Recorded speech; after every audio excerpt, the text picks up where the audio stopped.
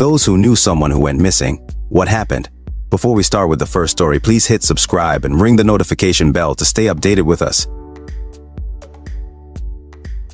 Story 1.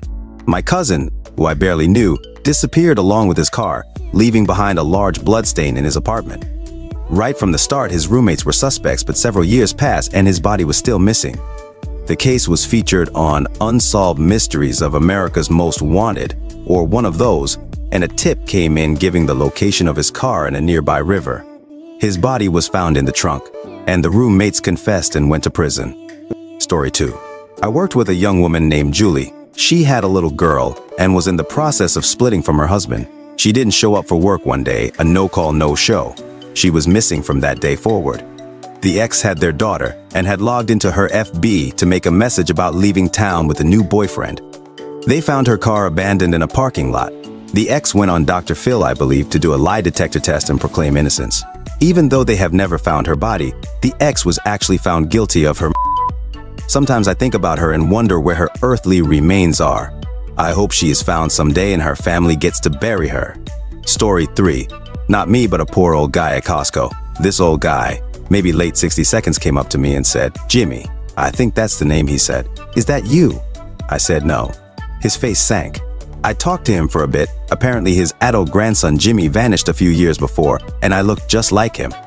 He said the family had no idea where he was and hadn't seen him in years. He just got up and moved away without telling anyone. The guy didn't seem like he had dementia or anything, just a grandfather looking for his grandson. This was a few years ago.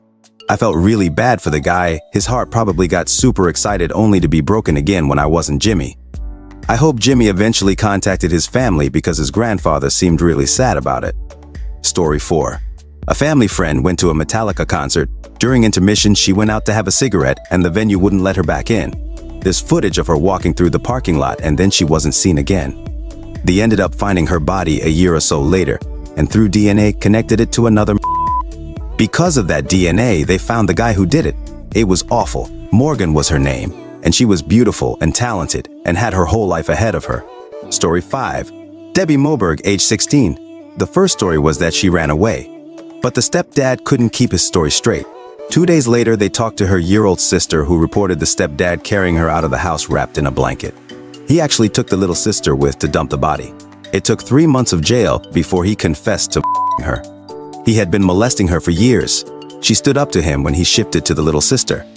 He had put her body in a commercial dumpster, which in turn was emptied at the city landfill. Landfill personnel did spend several weeks combing the area. They actually keep records of where things are dumped when, but no luck. So her last place sort of known, but her body was never properly found. Story 6. My brother's middle school teacher. He just didn't show up to school one day, which was very unusual. The school scrambled to find a substitute for him because they had no notice. We had a whole school meeting like 2 days later when he was officially missing where they told us all about it. He left the house that morning as usual, according to what his wife later said. He was never seen again. Many search parties were organized and people looked for months, but they never found him. He is still officially missing today. Story 7. My best friend vanished on her way to her early morning work shift several years ago.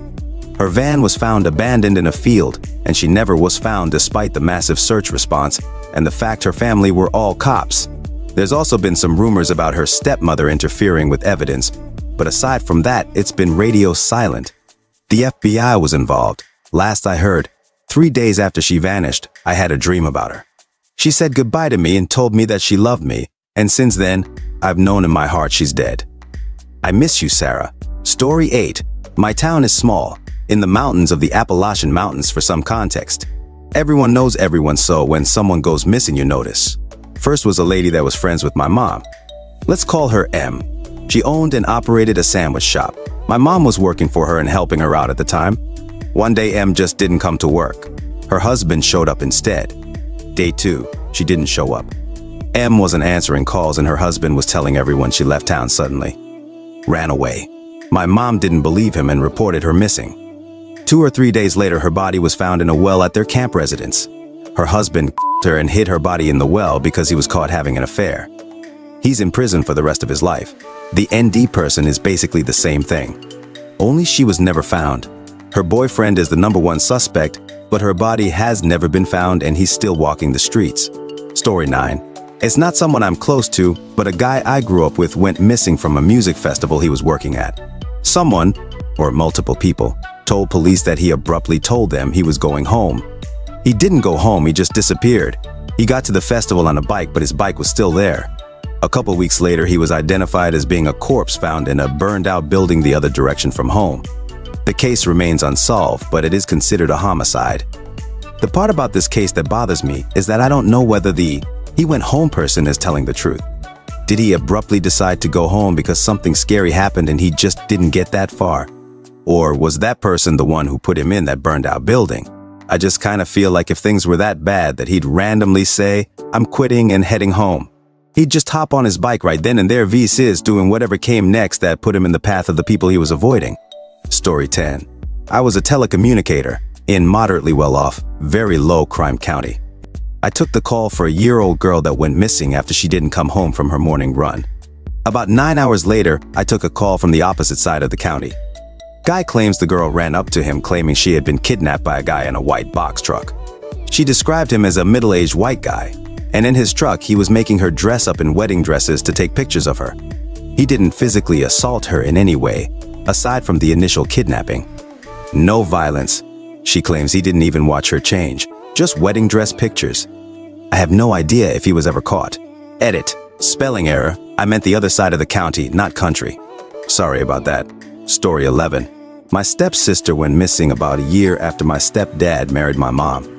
We had just moved into our new house a couple states away from where I grew up and I didn't know anybody.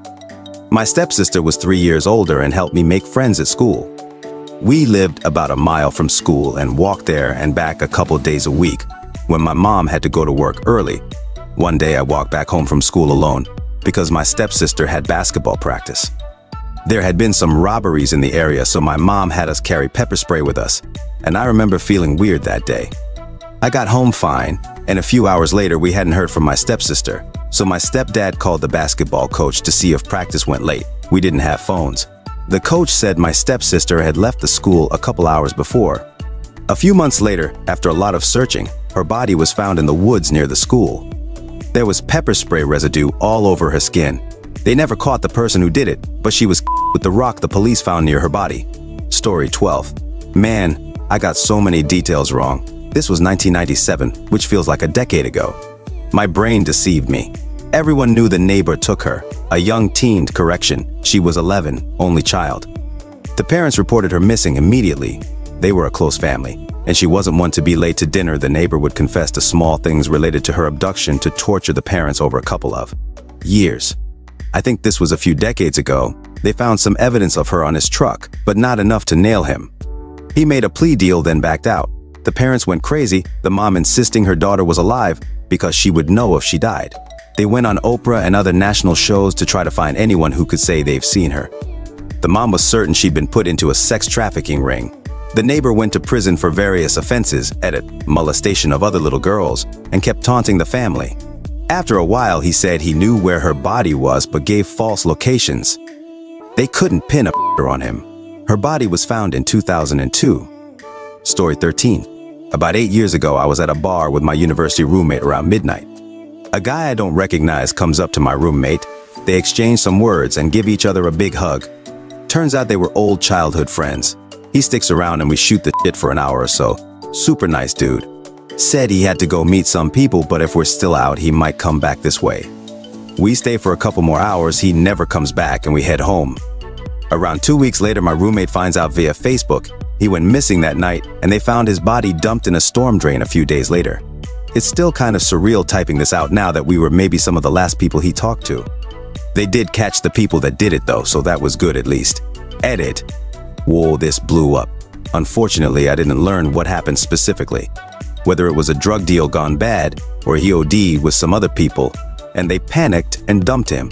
But my roommate later told me that they caught the people that dumped the body in the storm drain. Story 14.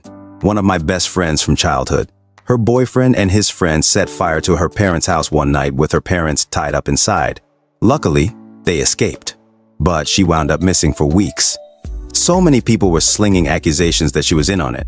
But I and others who really knew her knew it just wasn't possible. I feared for the worst but hoped for the best. Eventually, they found her body in the woods. Her boyfriend had shot her point blank with a shotgun before he and his friend went to her parents' house. I'm still not clear on the entire motivation. I know he was an addict and her parents were trying to get her away from him. She was not an addict and they didn't want her going down that path. And I know he had previously been abusive, but I have no idea still what the final motivating factor was for him to do this. He and his friend are now in prison, and I hope they never see the light of day again. Story 15. On 8th of April 1942, a detachment of Polish soldiers deployed to Iran by the Allies bought a bear cub from an Iranian boy. In August, the bear was given to the 22nd Artillery Supply Company and named Wojtek by the soldiers. They fed him condensed milk, honey, fruit, and beer, which ended up being his favorite drink. He also picked up smoking and enjoyed wrestling with his human friends and bunking in on cold nights. When the Polish II Corps was redeployed to Italy to fight alongside the British, the Brits wouldn't transport mere mascots on a troop ship. So Wojtek was formally enrolled in the Polish army as a private. During the brutal Battle of Monte Cassino, Private Wojtek helped keep the guns firing by hauling boxes of ammo, each containing 4 25-pound shells. These crates normally took 4 men to haul. For his bravery and service in battle, Wojtek was promoted to corporal, and his visage became the emblem of the 22nd Artillery Supply Company.